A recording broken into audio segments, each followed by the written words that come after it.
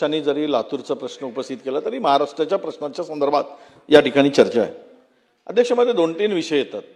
हे सगळी चर्चा शेवट जाते कुठे तर पैशापाशी. या सगळ्या प्रश्नाचं उत्तर कुठे आहे तर निधी हाच विषय आहे. पोर्टलचा वगैरे विषय आपण पवित्र पोर्टलचा काढला. तुम्हाला आपल्याला माहीतच आहे, आम्हालाही माहीत आहे, महाराष्ट्रातील सर्व जनतेला माहीत. शिक्षकांच्या जागा किती रिक्त आहेत. आपण आता निवृत्त झालेल्या शिक्षकांना 20,000 रुपये देऊन त्यांची नियुक्ती केली. आता खरं म्हणजे निवृत्त झालेले ते 58 वर्षाचे त्यांना पेन्शन मिळते. मला पैसा प्रश्न होता की त्यांना एज्युकेशनमध्ये ठीक आहे काय दीर्घकाळ शिकवले असतील पण त्यापेक्षा वेल एज्युकेटेड आणि निपुण हुशार तरुण मिळू शकतात. तर हेच 20,000मध्ये तरुण बेरोजगारांना जर आपण दिलं तर शैक्षणिक सुधारणेसाठी खूप वाव आहे. जुन्या लोकांना त्यांच्या ज्या शिक्षणाच्या संदर्भातले शिक्षकावर मी कोणावर हेतवारोप करत नाही पण त्याच संदर्भात त्यांना 40,000 50,000 हे मिळतं पेन्शन. तर या तरुणांना संधी का देत नाही आणि हे तरुण कॉन्व्हेंटमध्ये BSc झालेले MSc झालेले वेल एज्युकेटेड तरुण मिळू शकतात.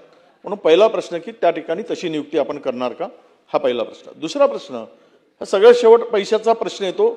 शाळांच्या संदर्भात सुविधांच्या संदर्भात आपण म्हणाला तो फार मोठा प्रश्न नक्की आहे.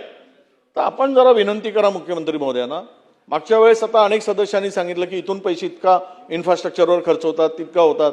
मी थोडासा उल्लेख केला की आपण कुंभमेळ्याच्या संदर्भात की त्यातले 2,000 कोटी रुपये काही सुविधा कमी करून करता आले तर आपण त्यावर चांगलं करू शकतो. तर त्यावर थोडीशी टीका झाली.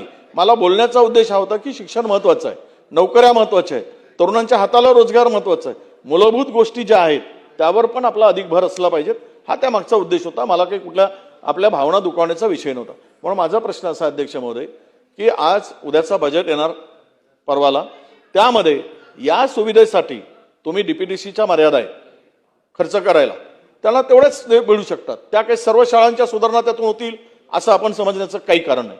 म्हणून आपल्याला विनंती अशी आहे की राज्यस्तरावरून या सुविधांसाठी आपण 2 शाळा निवडताय, 4 शाळा निवडताय, आपण सांगितलं तेवढे शाळा द्या. तेवढ्या शाळा एक मॉडेल स्वरूपाच्या होती. पण या सुविधा शैक्षणिक केवळ सुविधा म्हणजे अभिमन्यू पवारसाहेब म्हणतात त्याप्रमाणे वर्ग खोल्या हा एवढाच विषय नाही. तिथे असणाऱ्या शैक्षणिक सुविधा म्हणजेच उत्तम दर्जाचं शिक्षण. तुम्हाला सांगतो अनास्था का होते.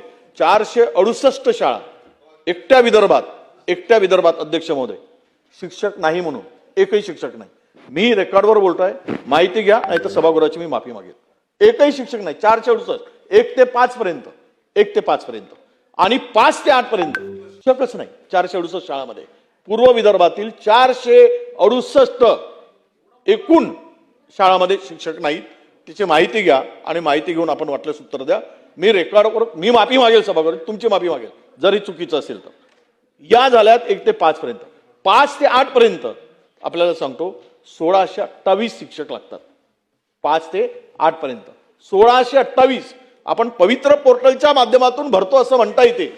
पण एवढ्या मोठ्या प्रमाणात जर विदर्भात असेल तर जे आता अभिमन्यू पवार साहेब सांगतायत, ओम साहेब तुम्ही सांगतायत त्याप्रमाणे महाराष्ट्रामध्ये किती शिक्षकांच्या जागा रिक्त आहेत याचं एक जरा सांगा ना. आम्ही सांगतो आम्हाला ओढून लावता आपण पवित्र पोर्टल वगैरे करून भरतो, आज तशी बात होत नाहीये. तुम्ही सांगताला ते म्हणजे क्लिअर सांगतो मी. आपण वाईट वाटून घेऊ नका, आपल्याला मर्यादा आहे शिक्षण मंत्री म्हणून. शेवट पैसा कुठून आला देतील तर येतील. आता ते बजेटवर चर्चा होईल की जर तुम्ही बचत केली नाही 1,62,000 कोटीची तर उद्या एप्रिलमध्ये पगार देणंही वांदे होतील. ते आता बचत कशी करायची सगळं कसरत सुरू आहे. त्या कसरतीवर तो तुमचा प्रश्न आहे. मला त्यावर अधिक ते फायनान्सचा विषय मी त्यावर अधिक बोलणार नाही. पण पहिला प्रश्न आणि दुसरा प्रश्न 2च प्रश्न. असलेल्या पूर्ण रिक्त जागा तरुणांना मानधनावर 20,000 रुपये देऊन खूप तरुणांची फौज उभी झाली. तर म्हणून चांगल्या शिक्षलेल्या MSc BEd झालेले BA झालेले अशा शिक्षकांना त्या निवृत्त शिक्षकांच्या ऐवजी त्यांची नियुक्ती करावी. ते करणार का, पहिला प्रश्न. दुसरा प्रश्न, ही सगळ्या सुविधेच्या संदर्भात एक ठोक तरतूद राज्य सरकारने शिक्षण विभागाला मिळवून देण्यासाठी माननीय मुख्यमंत्र्यांच्याकडे आपणही करा. पण कदाचित या सभागृहामधील अनेक सदस्य बोललेत त्यांना सुद्धा त्यांच्या भावना घेऊन जाऊन त्या संदर्भात मुख्यमंत्र्यांच्याकडे बैठक लावा आणि आपण विनंती करू की या सगळ्या व्यवस्थेमधून कुठून तरी काढा आणि एक ठोक तरतूद 2,000 की 1,000 कोटी रुपयाची द्या. याचं उत्तर आपण द्यावं. दुसरा प्रश्न आणि शेवटचा अत्यंत महत्वाचा प्रश्न. एक तुम्ही मॉडेल शाळा वगैरे सगळं करताय तर आपण पहिल्यांदा एकच सुविधा करू ना, ज्या शाळामध्ये आत्ता तुमच्या वर्ग खोल्या नाहीत, एखाद्या वेळेस शौचालय नाहीत तिथे तर खूपच शाळा आहेत, पण वर्ग खोली आणि शौचालय हे दोन महत्वाचे विषय आहेत. या दोन विषयासाठी एक तरतूद करून 1000 कोटी 500 कोटी की प्रत्येक मतदारसंघातील 50 शाळा या पूर्ण अद्ययावत सुविधेनी पूर्ण करण्यासाठी उपलब्ध करून देणार का, हा तिसरा प्रश्न. अध्यक्ष महोदय, सन्मान्य ज्येष्ठ नेते माननीय विजयभाऊ वडेट्टीवार साहेबांनी जे काही मुद्दे उपस्थित केलेले, त्यांनी सांगितलं की 468 शाळेमध्ये शिक्षक नाही. मी अतिशय जबाबदारीने सांगू शकतो की असं होऊ शकणार नाही. कदाचित शिक्षक एवढे कमी असतील, परंतु शिक्षकच नाही असं होऊ शकणार नाही. उलट एकही आपण जे काही सेवानिवृत्त शिक्षकांच्या संदर्भातला जो मुद्दा आपण ठेवलेला आहे की ज्या ठिकाणी एक शिक्षक आहे तर दुसरी जागा आपण सेवानिवृत्त शिक्षकाच्या माध्यमातून त्या ठिकाणी ते प्रावधान केलेलं आहे. हो, 20,000 रुपये मानधन देऊ.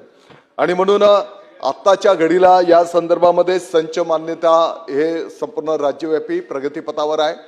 ज्या ठिकाणी जेवढी मागणी शिक्षकांची कमी असेल ती काही नोंदवली जाईल, पवित्र पोर्टलद्वारे येणाऱ्या काळामध्ये ही सर्व शिक्षक त्या ठिकाणी उपलब्ध करून दिले जातील.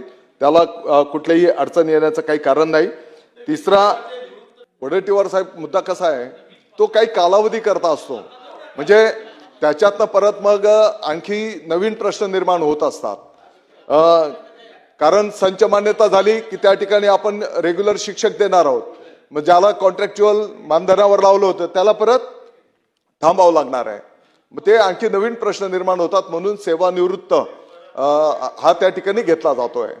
अध्यक्ष महोदय, आपण तिसरं जे काही सांगितलेलं आहे, तर राज्यव्यापी आपण केंद्र ज्या शाळा आहेत त्यांना आपण फोकस केलेला आहे.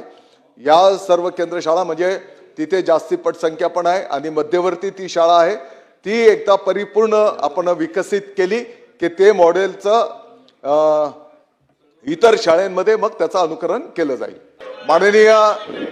माननीय मुख्यमंत्री महोदय, या संदर्भामध्ये माननीय उपमुख्यमंत्री महोदय पण एक ठोस निधी देऊन संपूर्ण राज्याच्या या स्थानिक स्वराज्य संस्थेच्या शाळेच्या संदर्भामध्ये कसं आपण मार्गक्रमण करू शकतो या संदर्भामध्ये ते सकारात्मक आहेत. मला वाटतं की येणाऱ्या काळामध्ये या संदर्भातला सकारात्मक निर्णय होईल.